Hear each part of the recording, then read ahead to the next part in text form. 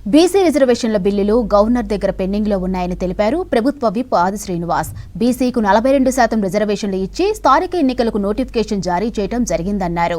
ఈ అంశంపై కొంతమంది సుప్రీంకోర్టుకు పోతే దానిని కోర్టు కొట్టేసిందన్నారు.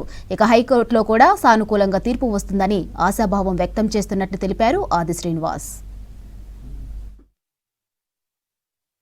కామారెడ్డి డిక్లరేషన్లో బీసీలకు 42% రాజకీయ రిజర్వేషన్ ఇస్తామని ఇచ్చిన హామీ మేరకు కులగణన జరిపితే 56.37% ఉందని బీసీ లెక్క పక్కాగా తేలిన తర్వాత రాష్ట్ర శాసనసభలో 2 బిల్లులు, ఉద్యోగానికి ఒక బిల్లు, రాజకీయ పరంగా స్థానిక సంస్థల రిజర్వేషన్ ఒక బిల్లును బీసీ బిడ్డ అయినటువంటి బీసీ సంక్షేమ శాఖ మంత్రి పొన్నం ప్రభాకర్ గారి చేతుల మీదుగా చట్టాన్ని తయారు చేసే బిల్లును ప్రవేశపెట్టడం, ఈ జిల్లాలో శాసనసభ్యుడిగా గెలుపొందిన బీసీ బిడ్డగా నాకు ఆ బిల్లును బలపరిచే అవకాశం రావడం, వాటిని చట్టాలుగా రూపొందించుకొని కేంద్ర ప్రభుత్వం పంపితే షెడ్యూల్ 9లో చేర్చకుండా రాష్ట్రపతి దగ్గర పెండింగ్లో ఉన్నటువంటిది మీ అందరికీ తెలిసిందే.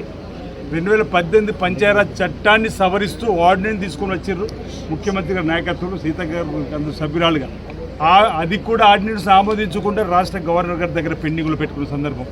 అయినా ఈ ఆర్డినెన్స్ సవరించిన తర్వాత మొన్న 30-31 నాడు కూడా మళ్ళీ చట్టాన్ని చేసుకున్నప్పటికీ మహేష్ కుమార్ గౌడ్ గారి నాయకత్వంలో బీసీ సంక్షేమ శాఖ మంత్రులు సీతక్క గారు కూడా వచ్చి రాష్ట్ర గవర్నర్ కలిసి మేము ఆర్డినెన్స్ తీసుకుని వచ్చినాం.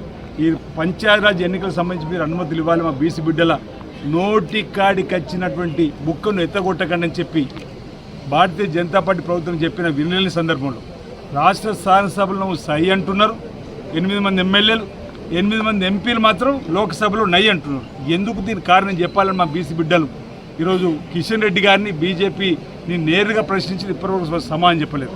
అయినా మేము రేవంత్ రెడ్డి గారు ఇచ్చిన మాట మేరకు, కాంగ్రెస్ పార్టీ ఇచ్చిన మాట మేరకు జీవోను కూడా 42% ఎన్నికలకు పోతాను ముందుకు పోతున్నప్పుడు కొందరు రాష్ట్ర హైకోర్టు తలుపు తట్టారు, మరికొందరు సుప్రీంకోర్టు తలుపు తట్టారు.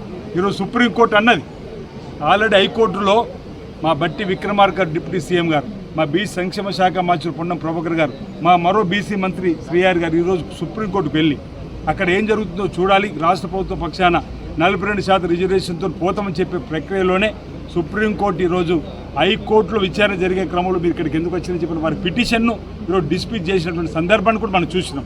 రేపు కూడా మేము అసెంబ్లీ మూడును బట్టి, మూడ్ ఆఫ్ అసెంబ్లీ అంటే మనం అన్ని పక్షాలు రాష్ట్ర స్థాయిలో అన్ని పక్షాలు కూడా 42% రిజర్వేషన్తో ముందుకు పోవాలని చెప్పింది కాబట్టి మూడ్ ఆఫ్ అసెంబ్లీని కూడా ఒకవేళ రాష్ట్ర హైకోర్టు ఉన్నత న్యాయస్థానం గుర్తిస్తే యథావిధిగా ఈరోజు 42% పోతాం. 16 SC 12 ST దేశవ్యాప్తంలో 70% రిజర్వేషన్తో మనం పోతా ఉన్నాం. 69% పోతున్న తమిళనాడు ఇప్పటికి హైయెస్ట్ అనుకున్నాం. కానీ ఇప్పుడు 70% మనం ముందుకు పోతుంటే గౌరవ ముఖ్యమంత్రి రేవంత్ రెడ్డి గారు తెలంగాణ ఇప్పటికీ రోల్ మోడల్ రాహుల్ గాంధీ గారు అనేక రాష్ట్రాల్లో చెప్తా ఉన్నారు. అలాంటి పరిస్థితి ఈరోజు మనం తెలంగాణ గర్వకారణంగా రాబోతుందనే మాట ఈ సందర్భంగా నేను భావిస్తూ అందరూ కూడా 42% రిజర్వేషన్కి ఎవరు అడ్డు రావద్దని, దీనికి ప్రధాన కారణంగా ముఖాలు అడ్డుతున్నటువంటి భారతీయ జనతా పార్టీ ప్రభుత్వం కూడా పునరాలోచించుకొని ఈరోజు షెడ్యూల్ 9లో చేర్చాలి, ఆర్డినెన్స్ను ఏదైతే 2018 సవరణ చట్టం చేసినో దానికి ఆమోదించాలి గవర్నర్ గారు చెప్పి ఈ సందర్భంగా